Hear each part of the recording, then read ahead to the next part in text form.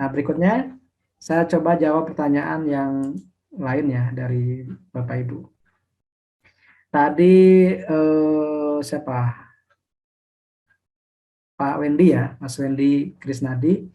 Mang, kenapa SIT 4 LQ45 syariah bukan JI atau JI70 atau yang lain? Oke, pertanyaan menarik. Karena begini, Mas Wendy, saya berasumsi bahwa yang menggunakan file saya itu kebanyakan pemula.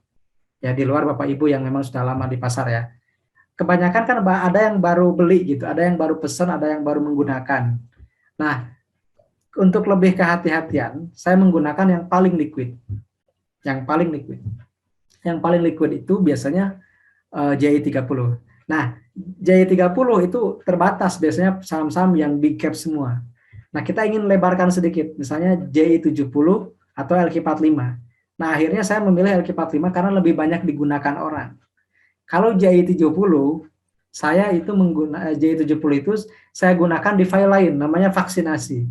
Apa saya lupa singkatannya itu ya. Ada satu file lagi namanya vaksinasi. Teman-teman juga mungkin ada yang gabung di vaksinasi kan. Itu menggunakan PBV biasanya, PBV dan PI dari standar deviasi. Seperti itu. Jadi saya variasikan saja ya. Kalau Bapak Ibu atau nanti bisa menggunakan membuat lagi rumus ya silakan. Jadi sebenarnya sih LQ45 syariah itu lebih sedikit dibanding JI70 tapi lebih banyak dibanding JI30. Jadi ada sekitar 34 atau 33 saham yang saya buat di situ. Dan LQ45 syariah ini saham-saham yang produknya saya yakin hampir semuanya kenal. Hampir semuanya kenal. Jadi tidak asing lah, sangat familiar sekali. Itu mungkin jawaban dari saya. Nanti kalau Mas Wendy ingin mengembangkan ke indeks lain itu sangat boleh. Jadi boleh bikin sheet baru lagi, kopaskan rumusnya. Karena itu saya bikin manual dulu kalau yang LQ45. Dan ciri khas dari LQ45 syariah itu ada H5 years. H5 years itu highest. Saham tertinggi, harga tertinggi saham tersebut dalam 5 tahun terakhir. Jadi LQ45 sheet yang keempat itu dibuatnya ketika masa pandemi, Bapak Ibu. Jadi LQ45 itu menjawab kepenasaran teman-teman waktu itu, Mang, ada nggak saham yang LQ45 syariah, dia harganya jatuh tapi fundamentalnya bagus. Jadi asbab nuzulnya atau sebab bikin sheet-nya itu karena ada pandemi 2020 dan itu dibuat sekitar kuartal 1 2020. Karena saya ingin melihat saham-saham yang udah sangat jatuh dalam gitu, tapi fundamentalnya nggak masalah. Maka dibuatkanlah LQ45 syariah tadi. Itu latar belakang membuat sheet tersebut. Kalau sekarang mungkin sudah tidak relevan, itu mungkin bisa dihapus atau bisa diganti dengan sheet lain yang lebih relevan, yang lebih dibutuhkan oleh kebutuhan investor saat ini ya. Jadi itu muncul karena masa pandemi itu kan jangankan saham jelek ya, saham bagus yang solid pun bisa jatuh, bisa ambruk gitu. Pegas pernah 600, Kalbe pernah 800, kemudian Astra pernah 2000 waktu itu. Nah, tapi kan kita ingin tetap menangkap pisau yang jatuh, tapi pisaunya pisau emas. Jadi kalaupun luka bisa diganti, emasnya bisa dijual sedikit, dibuat pengobatan, seperti itu maksudnya. Dan ternyata seed itu sangat berguna saat itu untuk melihat saham-saham yang sedang jatuh, tapi fundamentalnya tidak masalah. Itu mungkin Mas Wendy ya. Kemudian Mas Ardiansah tadi sudah saya jelaskan ya untuk fair value-nya itu sebabnya dari mana. Kemudian ini Mas Amri, hal apa saja yang menjadi prioritas screening saham syariah? Misalnya DER, ROE, ROI, MOS, kepentingan publik, dan lain-lain. Kalau saya sih lebih berpikir bahwa karena kita ini ingin dapat dua-duanya, capital gain dan dividen income gitu ya. Berarti pertama ya laba bersihnya harus tumbuh. Gitu. Kalau laba bersih tumbuh, kemungkinan dia akan bagi dividen dan dia akan diapresiasi pasar. Jadi profitabilitas itu penting. Profitabilitas itu penting, tapi lebih bagus lagi kalau profitabilitas atau rasio bagaimana perusahaan itu bisa menghasilkan keuntungan ditopang dengan solvabilitas dan likuiditasnya, ditopang dengan kemampuan mereka melunasi utang jangka pendek dan jangka panjang, itu lebih bagus lagi. Dan teman-teman bisa dengan filtering tadi, ROE-nya di atas 10%, DER-nya di bawah 1, current ratio-nya di atas 1, itu kan bisa diotak-atik, dituning oleh teman-teman masing-masing, nanti muncul, oh versi saya ini pilihannya. Jadi nanti teman-teman boleh membuat filter sendiri, membuat sortir sendiri, nanti boleh diskusinya di grup Ransel. Mang, kalau saya suka yang ROE-nya sekian, DER-nya sekian, NPM-nya sekian, maka hasilnya seperti ini. Jadi file ini sangat bisa digunakan oleh siapapun, tergantung mazhab investasinya seperti apa. Oke ya. Kemudian Mas Catur, terima kasih Mas Catur. Mang, gimana kita tahu kalau revenue itu didapat murni dari bisnis bukan karena jual aset? Saya kasih rumus singkatnya, Mas Catur. Kalau laba bersih di atas laba kotor harus dicurigai. Apalagi di atas penjualan. Gitu ya. Misalnya gini nih, laba kotornya 1 miliar. Laba bersihnya 2 miliar, itu sudah harus dicurigai. Pasti ada di tengahnya itu ada pendapatan lain-lain gitu. Atau penjualan aset atau pelepasan anak usaha. Jadi bottom line-nya yang di bawahnya itu laba bersih terakhir, kalau lebih besar dari laba kotor, kemungkinan ada penjualan lain-lain. Apalagi kalau di atas penjualan. Itu lebih dipertanyakan lagi. Di atas laba kotor pun itu dipertanyakan, apalagi di atas penjualan. Berarti contoh ya yang kemarin rame dibahas, kalau saya kan biasa aja ya menanggapinya. CPRO gitu. CPRO itu kan unik gitu. Laba bersihnya lebih besar daripada pendapatannya. Dan kita cek aja ya misalnya di sini. Saya izin share screen lagi. Di compare aja langsung, kalau yang satu persatu itu Bapak Ibu bisa dari compare ya. Tidak perlu ke all gitu supaya nggak bingung. Nah, si Piero ini kan menarik nih. Si Piero itu kita bisa cek ya. Dia pendapatannya naik gitu ya. Di sini nih. Pendapatannya naik tipis nih. 7%, tapi laba bersihnya fantasi sekali gitu. Nah, kalau ini memang masih rasional, tapi kalau dibandingkan dengan laba kotor itu ada perbedaan yang signifikan, dan ternyata itu kalau nggak salah pengakuan utang obligasi atau apalah saya lupa. Jadi bukan dari lini usahanya seperti itu. Memang dari pernya kelihatan menarik ya, cuman 2 kali begitu. Kemudian ROE-nya 99% gitu, hampir menyerupai Unilever dan yang lainnya dan seterusnya. Tapi teman-teman boleh cek lagi ini rasionya seperti apa lebih lanjut ya. Kemudian pertanyaan berikutnya, oke, dari Mas Fadilah Junaidi. Kita tahu secara update pertama kali LK rilis itu di mana ya, Mak? Oke, saya tunjukkan di sini. Jadi, sebentar, lupa. Oke. Share screen. Nah, kalau ingin tahu dari mana, dari sini. Laporan keuangan. Seperti ini ya.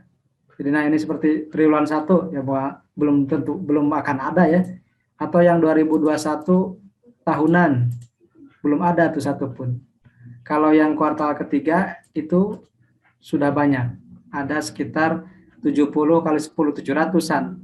700-an, benar kita udah 692 kan. Karena di sini juga tercampur dengan perusahaan publik tapi nggak listing. Contoh PLN, Pegadaian, kereta api gitu yang ada perusahaannya FIF tapi tidak terbuka gitu. Makanya kalau 70 ini karena ini asumsinya 1 2 3 4 5 10 per layarnya 10 dikali 70 ya 700. Kita sudah mengupdate 692. Nah, yang 8 itu perusahaan yang non publik ya. Yang tidak terbuka, bukan TBK tapi ada di sini laporan seperti PLN, perusahaan listrik negara, Pegadaian, Kereta Api Indonesia itu milik pemerintah, kemudian ada misalnya Sedaya Finance atau apalah, grup-grup Astra gitu ada sebagian. Jadi kita udah hampir semuanya dan sudah semuanya karena saya selalu begini nih, saya berikan contoh bagaimana saya mengupdate-nya. Jadi pertama saya pilih yang kosong, oke, kelihatan nggak? Udah ya, ada ya. Sip.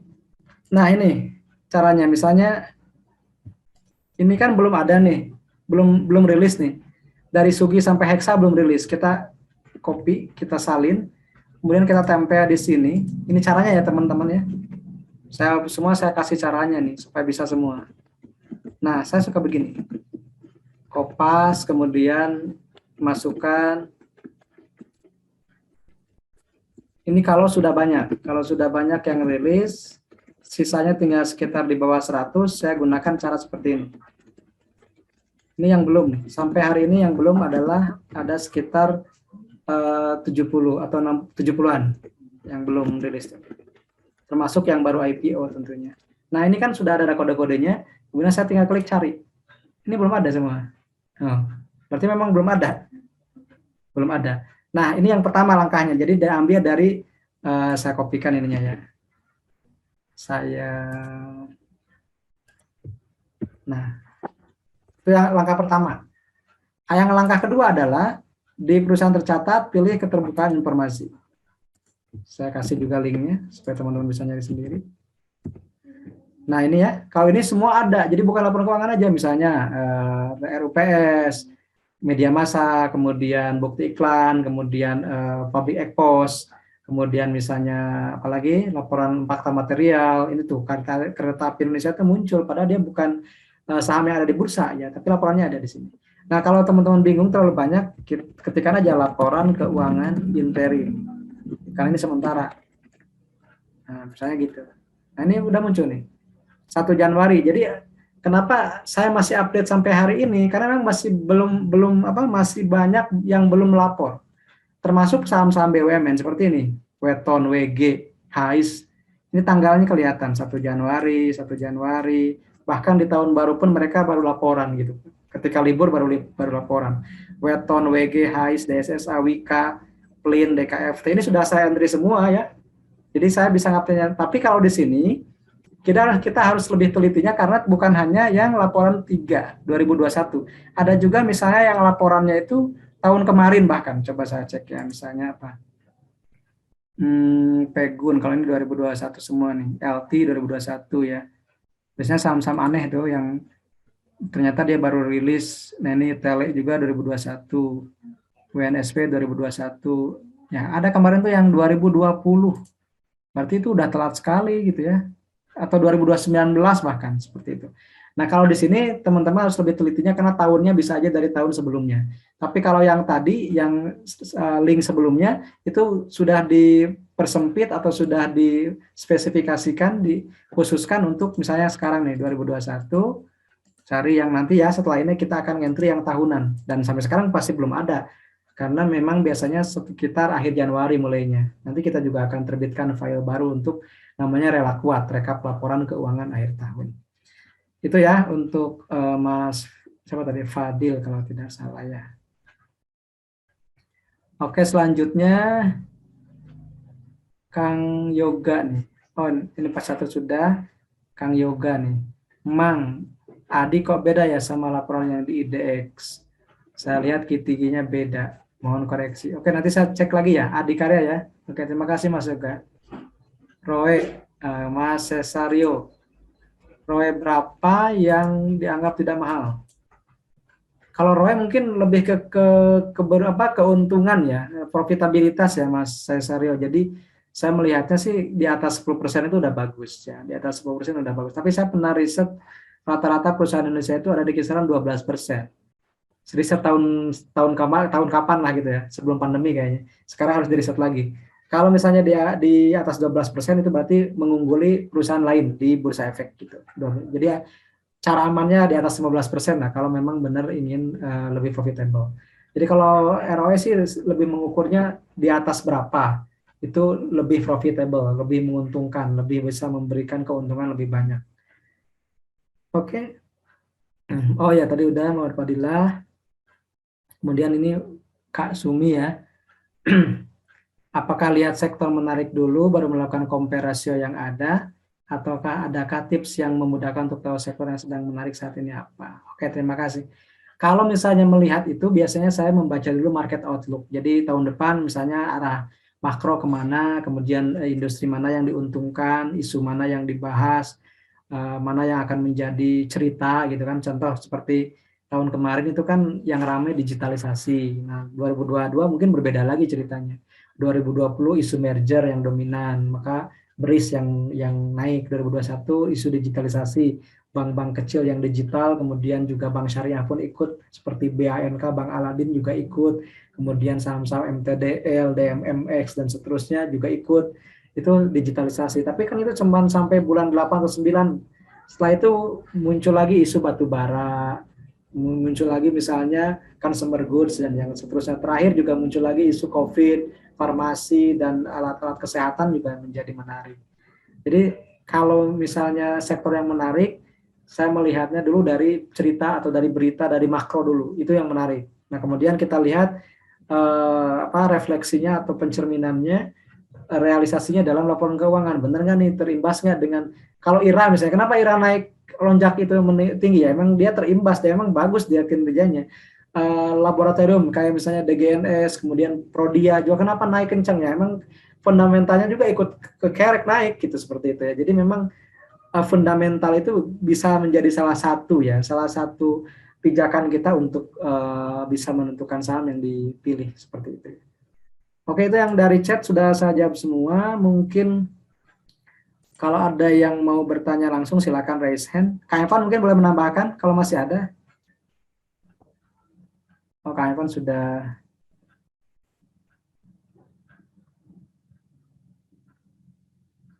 Oke, ada yang mau bertanya langsung boleh raise hand ya, Bapak Edu.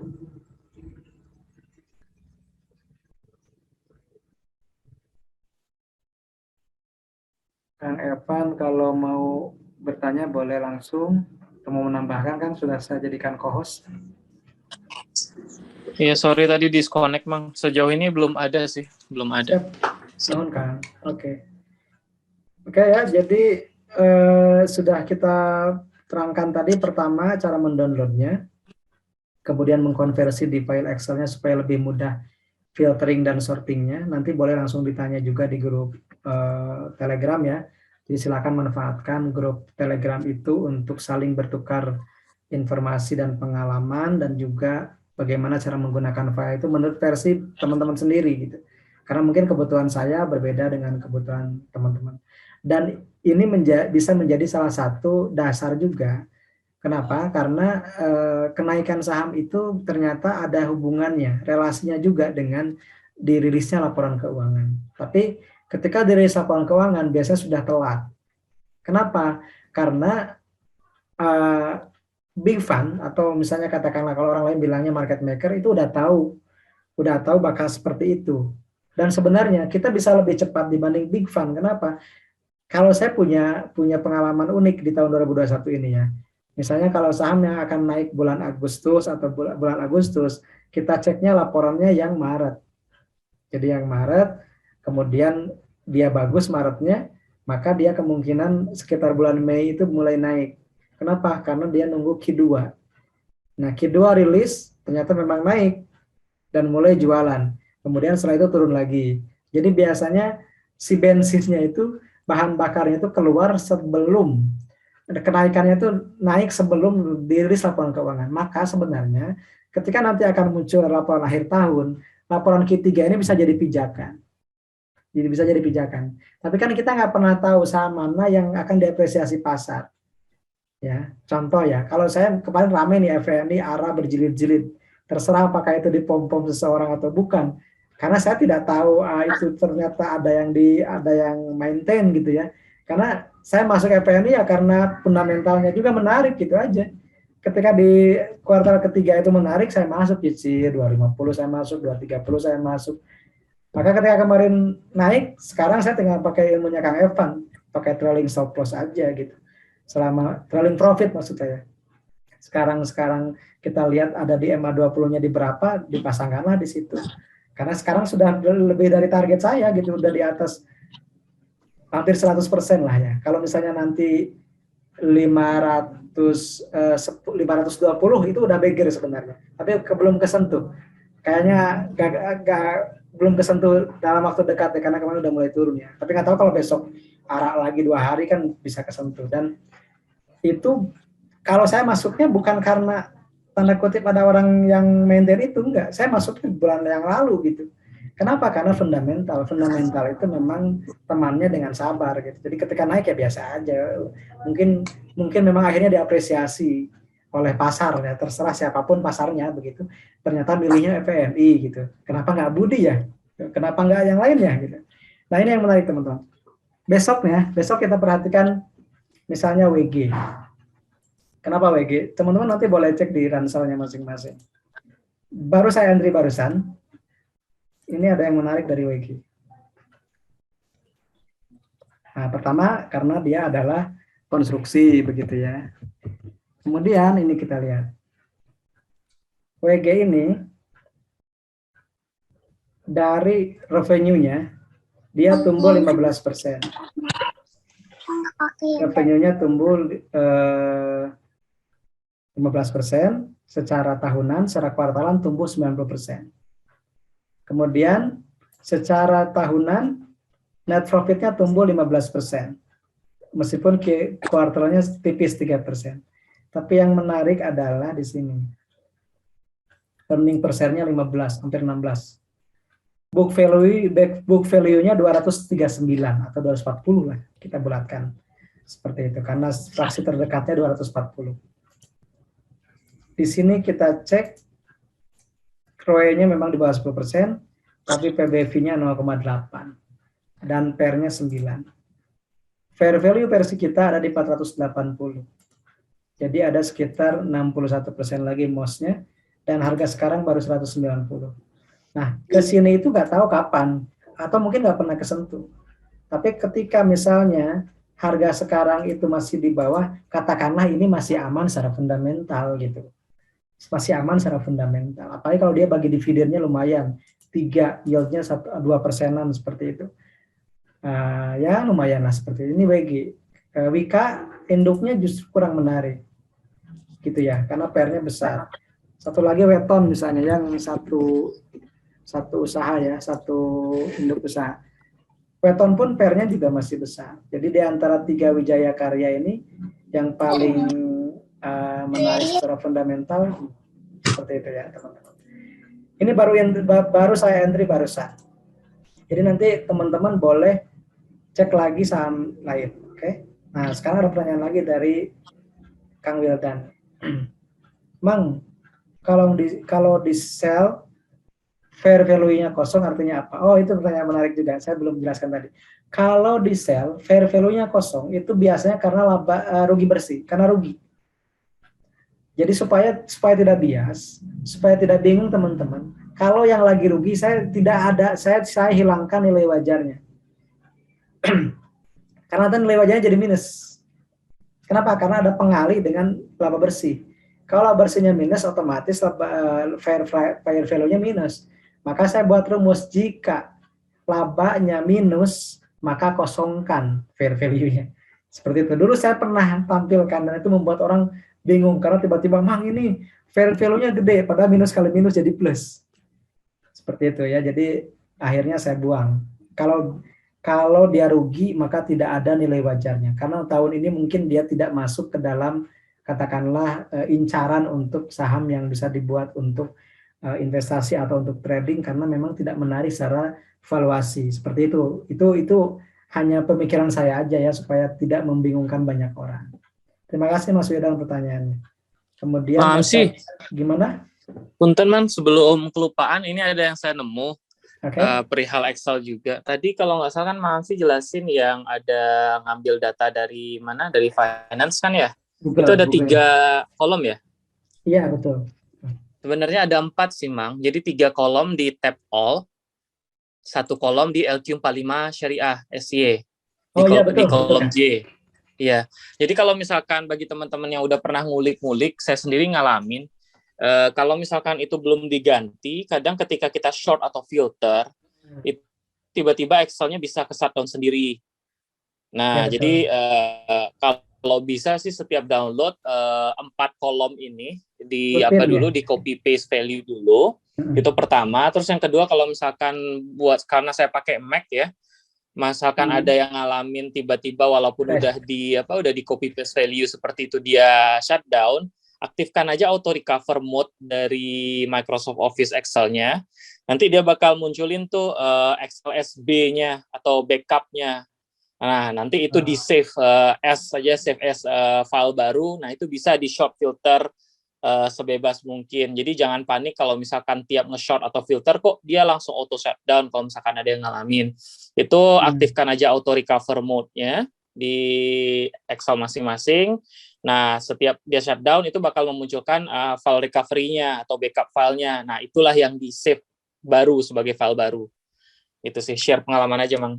Nuhun Kang, nuhun pisan tuh. Itu sangat membantu. Ya, saya lupa di LQ45 Syariah ada yang merefer ke Google Finance kalau nggak salah itu di price ya, di harganya kalau nggak salah kan. Sama di harga juga. Jadi teman-teman berarti ada 4 ya yang harus di copy paste secara value, bukan copy paste langsung tapi nilainya aja. Itu di kolom di all itu 3, nama, kemudian jumlah saham dan harga, kemudian di satu lagi yang di LQ45 itu harganya aja. Itu tinggal di copy paste value-nya aja, nilainya aja. Terima kasih Kak Evan atas sarannya dan pengingatnya juga.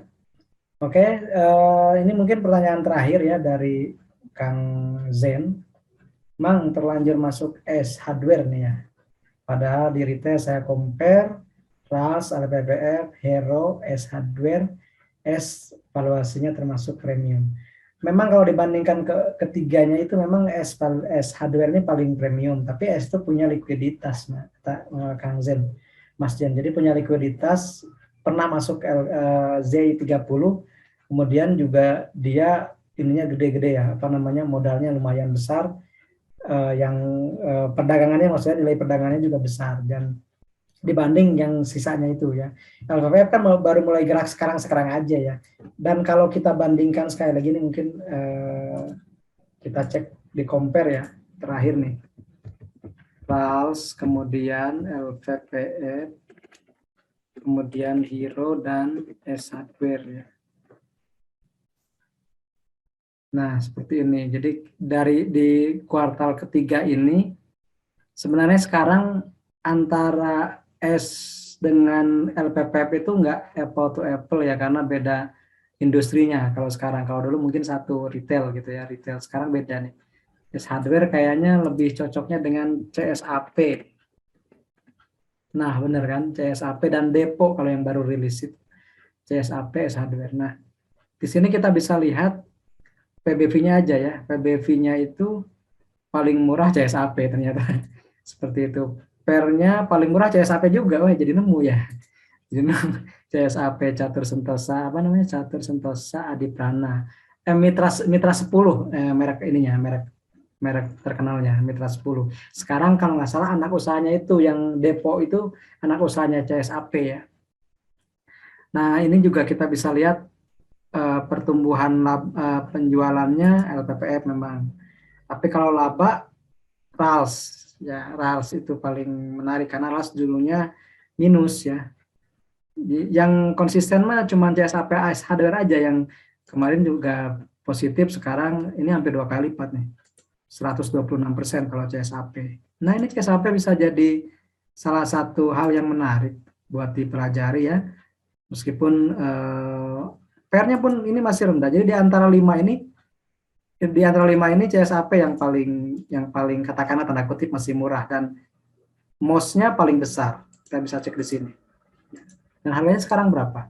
190. Ini paling murah. Wih, jadi nemu ya. Nggak sengaja nih. Kalau teman-teman tertarik, disclaimer on lagi. Jadi kalau saya sih sekarang itu karena sering entry, jadi tahu pasangannya gitu ya. Kalau ini dengan siapa, dengan mana bandingannya seperti itu, dan ternyata kita bisa menemukan mutiara yang terpendam di situ yang orang nggak tahu, yang orang lain nggak banyak tahu. Karena apa? Karena yang mengentry atau menelusuri lebih ke dalam kan tidak banyak juga ya. Sekuritas pun nggak semuanya mengcover karena mereka juga dibatasi dengan likuiditas. Misalnya mereka nggak boleh membahas saham-saham yang misalnya kapitalisasinya di bawah 5 triliun misalnya, harus di atas 5 triliun. Maka CSAP nggak akan masuk gitu, nggak akan masuk ke coverage mereka. Nah, kita yang bisa masuk. Tapi ya tadi senjata retail itu kesabaran. Karena kalau nggak sabar biasanya pengen naik terus. Nah, seperti itu ya. Nah, apalagi kalau udah ada Kang Adi, nah itu Kang Adi. CSAP maintenance Mang, sebetulnya dari chat. Oke. Nah, Kang Adi kalau udah bisa online, CSAP gimana nih insight-nya? Kalau dari sisi teknikal atau dari sisi yang lainnya? Tapi kalau belum bisa on, nggak apa-apa, Kang Adi. Oke. Itu saja mungkin ya teman-teman semuanya. Apakah masih ada pertanyaan? Oke, terima kasih sebelum segala sesuatunya dan atas perhatian Bapak Ibu saya ucapkan terima kasih. Mudah-mudahan bermanfaat buat kita semua. Assalamualaikum warahmatullahi wabarakatuh.